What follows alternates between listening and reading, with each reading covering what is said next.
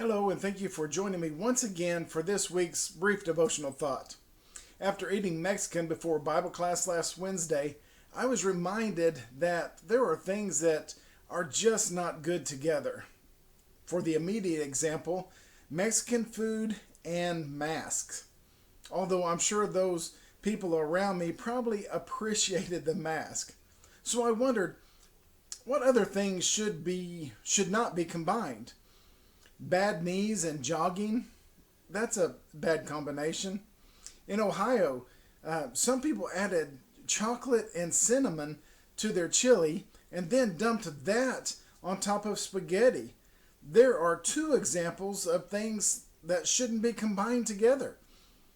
Okay, so we had a little fun there, but what about biblical applications? I had a friend point something out to me last week. He said one of the most toxic combinations biblically was actually complaining and God's response to it. Look, for example, the Israelites upon leaving Egypt.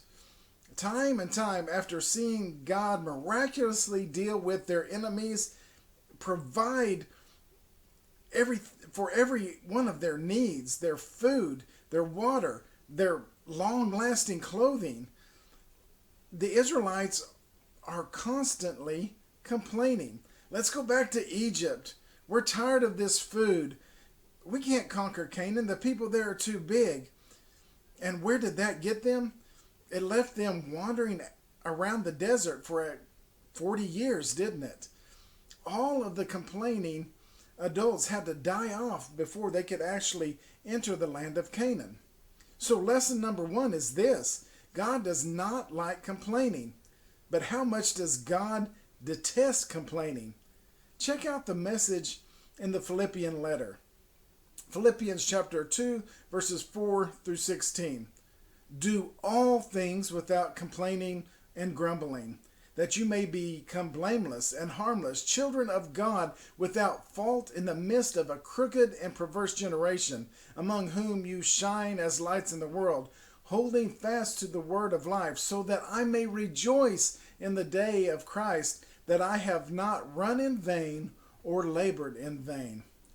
Whew, that is big. When we read that phrase there, blameless children of God, that you may be blameless children of God. That's an extremely powerful image. The problem with complaining is that it is a result of selfishness and pride. When these two things that God also detests take hold of our lives, the natural result that comes out of that is actually complaining. It comes out vocally in the form of our complaining. Oh, we're good at justifying our complaints, using different platforms to jump up on our soapboxes to communicate to the world our complaints, and that our complaints are justified. But it is just really whitewashed to cover up our pride and selfishness. The second part of our Philippians verse is also interesting.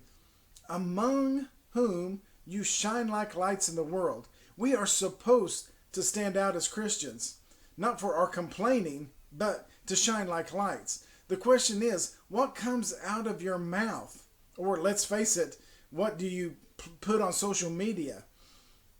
Are we shining like lights that place Christ in front of us in a good light, that place Christ, who should be the ruler of our lives, in a good light or a negative light? Another question is that we need to think about: will complaining keep us from heaven? If it is true that complaining is a result of selfishness and pride, then this may be the case actually, especially if we look at the last part of Paul's plea to the Philippians.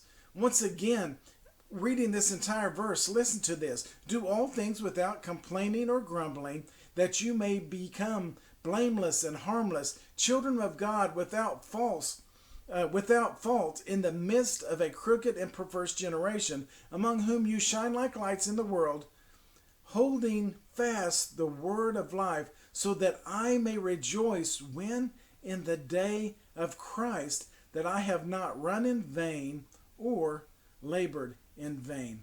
As we look at it in that light, that verse kind of indicates that our complaining could actually not put us in a good light when Christ returns.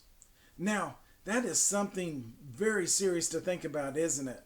Much more serious than Mexican food and a mask.